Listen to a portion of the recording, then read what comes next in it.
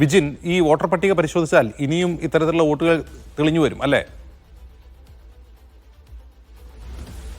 അജിംസ്, തീർച്ചയായും അങ്ങനെ ഒരു പരിശോധന നടത്തിയാൽ കൂടുതൽ ആളുകൾ ഈ തൃശ്ശൂരിലെത്തി വോട്ട് ചെയ്തതായി, വോട്ടർ പട്ടികയിൽ ഇടം പിടിച്ചതായി എന്തായാലും പുറത്തു വരാനുള്ള സാധ്യത തന്നെയാണ് നിലവിൽ കാണുന്നത്. നിലവിൽ നമ്മൾ പുറത്തുവിട്ട 9 പേരുടെ ലിസ്റ്റ് മാത്രം എടുത്ത് പരിശോധിച്ചപ്പോൾ തന്നെ ഇനിയും അതിൽ തിരുവനന്തപുരത്തുള്ള ആളുകൾ ഉണ്ട് എന്നുള്ള വിവരങ്ങൾ ലഭിക്കുന്നുണ്ട്. അത് കൂടുതൽ വ്യക്തത വരുത്തിയാൽ നമുക്ക് നൽകാൻ കഴിയും എന്നാണ് പ്രതീക്ഷിക്കുന്നത്. നേരത്തെ കെ മുരളീധരൻ സൂചിപ്പിച്ചതും അതാണ്.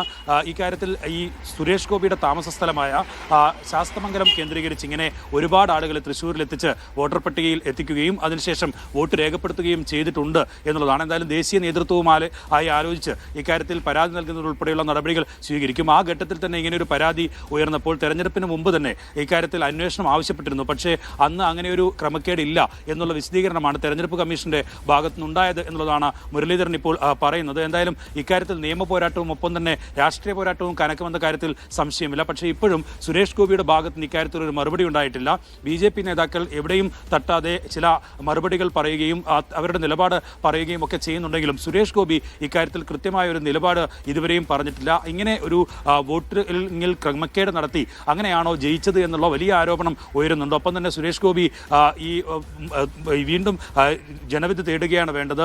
ഇക്കാര്യത്തിൽ ഒരു ധാർമ്മികതയുണ്ടെങ്കിൽ രാജിവെക്കണം എന്നതുൾപ്പെടെയുള്ള ആവശ്യങ്ങൾ മന്ത്രി വി ശിവൻകുട്ടിയും ഒപ്പം തന്നെ കെ മുരളീധരനും ഉന്നയിച്ച് കഴിയുകയും ചെയ്തിട്ടുണ്ട്. എന്തായാലും ഇക്കാര്യത്തിൽ ഇനി പുറത്തു വരേണ്ടത് സുരേഷ് ഗോപിയുടെ ഭാഗത്തു നിന്നുള്ള പ്രതികരണമാണ്. BJPക്ക് ആദ്യമായ ഒരു പാർലമെന്റ് അംഗത്തെ ലഭിച്ചത് അത് തൃശ്ശൂർക്കാർ നൽകിയതല്ല, അത് വ്യാജമായി നേടിയെടുത്തതാണ് എന്നുള്ള തരത്തിലുള്ള വലിയ പ്രചരണം, അതിന്റെ തെളിവുകൾ ഉൾപ്പെടെ ഇപ്പോൾ പുറത്തു വന്നുകൊണ്ടിരിക്കുന്നു. ഇനിയും കൂടുതൽ ഒരുപക്ഷെ വോട്ടർ പട്ടിക എടുത്ത് പരിശോധിച്ചാൽ അതിൽ ക്രമക്കേടുകൾ കണ്ടെത്താൻ കഴിയുമെന്നാണ് ഇപ്പോൾ മനസ്സിലാക്കുന്നത്. നേരത്തെ സൂചിപ്പിച്ചതുപോലെ ഈ ഫ്ളാറ്റുകളും ഒപ്പം തന്നെ നഗരപ്രദേശങ്ങളിലെ വീടുകളും ഒക്കെ കേന്ദ്രീകരിച്ചാണ് ഇങ്ങനെ വ്യാജമായ വോട്ടുകൾ ഉണ്ടാക്കിയിട്ടുള്ളത്. അത് ഒരുപക്ഷെ ഈ ഫ്ളാറ്റുകളിലെ റെസിഡൻസ് അസോസിയേഷൻകാരുടെ അത്തരം ഒരു സപ്പോർട്ട് ലഭിച്ചിട്ടുണ്ടാകാം, സഹായം ലഭിച്ചിട്ടുണ്ടാകാം എന്നുള്ള ആരോപണം ഉൾപ്പെടെ ഉയരുന്നുണ്ട്. കാരണം ഈ ഫ്ളാറ്റുകളിലെ അഡ്രസ്സ് അത് റെസിഡൻസ് അസോസിയേഷൻ ഭാരവാഹികളുടെ കയ്യിലാണ് ഉണ്ടാകുന്നത്.